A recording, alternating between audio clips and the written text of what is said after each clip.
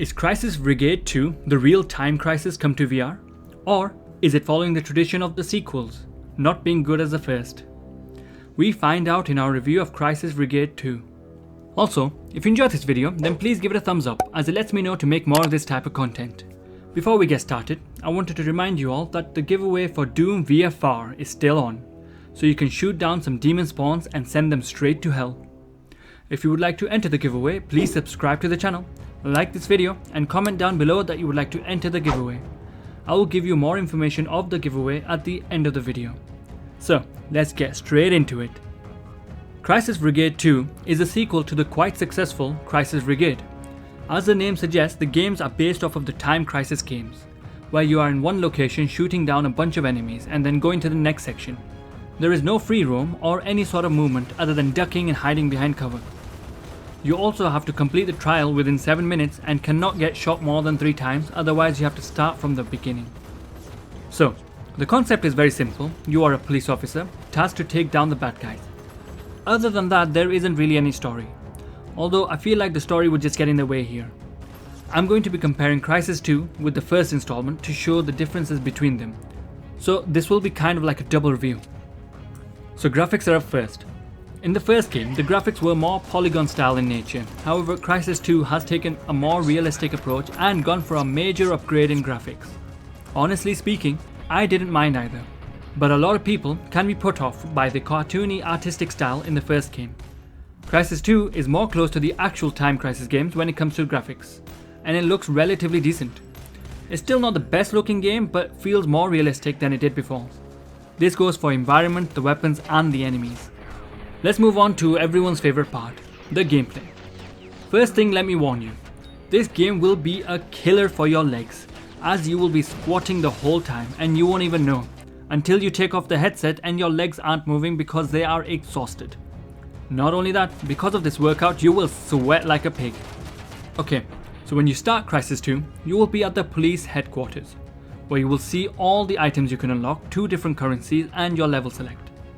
This part is already different from the first game, as the currencies, the weapons, upgrades and continues are not in the first game. The reloading mechanic has been kept the same from the first game, which still feels really cool and realistic. Although this is only for your handgun, all of the weapons appear to have limited ammo, so you can't reload them. For now, there are only 3 levels to choose from, which you would think is not enough, and it's potentially not. However, here is where Crisis 2 makes its worst mistake, by making the difficulty frustratingly hard. Although the 3 levels actually feel different and do add a mix. There is the street level, where you go around the streets taking down bad guys. There's also a section where you enter a building, adding a bit of variety in the level. Another level is where you're in a train station and you have to make sure you keep watch of the train going past or you will get hit. And another level appears to be in a hotel. All 3 levels are actually quite diverse and you do feel like you're playing in different places, which is great. Now, when you initially start, you're going to be a little crap and probably die very quickly, but after a while you'll get the hang of it and start to do really well. However, the issue is the game is stacked against you unfairly. Not because it's like the Dark Souls level of difficult, but it just seems like it's poor game design. For example, in the first Crisis, when you died, you felt like it was your own mistake and you deserved to die. In this one, however, it feels like a cheap death. Like you're thinking, come on, that's just not fair. And you may even rage quit because of this. Especially because when the section starts, you have to wait for all the bad guys to get into their positions to shoot at you. It just seems a bit daft, as they should either already be in those positions or don't have them setting up right in front of you. It started to irritate me quite a bit, since you're stuck there helpless. Not only that, you're in the middle of a gunfight, new enemies will spawn at your side and simply shoot you, which again feels really cheap. This is not helped by the bugs in the game either. And with this type of game where you only have 3 lives, it becomes increasingly frustrating. One of the bugs that I faced was shooting the person in the head, but my shots were not registering. And I'm like, seriously? Another issue is the angle of the guns. I'm not sure if it's just me, but they feel off and crooked. So it doesn't shoot exactly where you're aiming. I compared it to other games where they was spot on. This is including the first Crisis. I didn't have these issues in the first game, so it's disappointing to see them develop here. Now, there are some features added to the game which I actually am happy about. For example, while you're playing, you may encounter some power-ups. Though this was also in the first game, but it appears to be more frequent and especially with the addition of health upgrades. Although for some of the upgrades, I wish they told me what they actually did. For example, there is one that has a person with a hat and glasses. I never actually figured out what it did, I just collected it. But it's just a small thing. A feature that I think is really cool is the destructible cover. Yes, this makes the game a little harder, but this is a mechanic that is in your control. If you're able to take down the enemy fast enough, you won't need to worry about the planks of wood protecting you to break.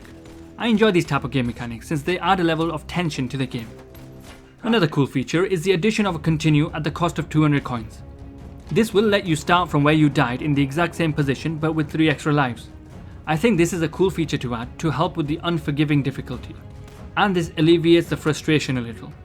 The way you collect the coins is by playing through the game. So it seems like the game has been set up for you to fail, since you will be playing it a lot to even collect enough coins to continue.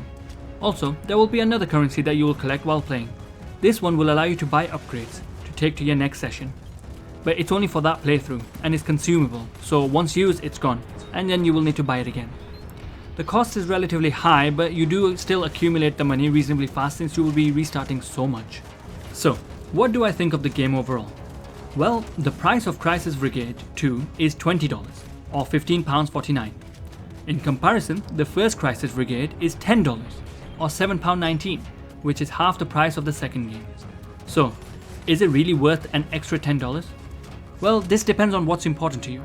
Do you care about improved graphics and the addition of a minor progression system for an even harder, sometimes cheapened experience? That being said though, the issues with Crisis 2 can be sorted out if the developers fix the bugs such as the accuracy of the guns and some of the spawning. I think both games are fun, but I had a lot more fun in the first Crisis than the second one. The second one was a lot nicer visually and potentially has more to offer, but I was extremely frustrated with it and just felt like I didn't want to play it anymore. Although, if you do get the game, then you will need to give it a proper chance because it does get better once you get used to the quirks it has. For me, it just seemed to take a bit too long for that. I'm not sure how much patience everyone else has. However, there are also future updates planned for Crisis 2, such as online co-op, which will add a lot more enjoyment to the game because it's always fun to play with a buddy and you can share your frustrations together. So, my recommendation for you will be probably wait for the online update before getting the game, unless you're able to get it on sale, or if you love extremely challenging games and doing a leg workout at the same time. Well, that's all folks. If you enjoyed the video, then please give it a thumbs up and subscribe to the channel. We will find out about the winner of the giveaway next month, so make sure you keep watching and commenting to have the best chance of winning. Well, thanks for watching, have a great day, stay safe and see you next time.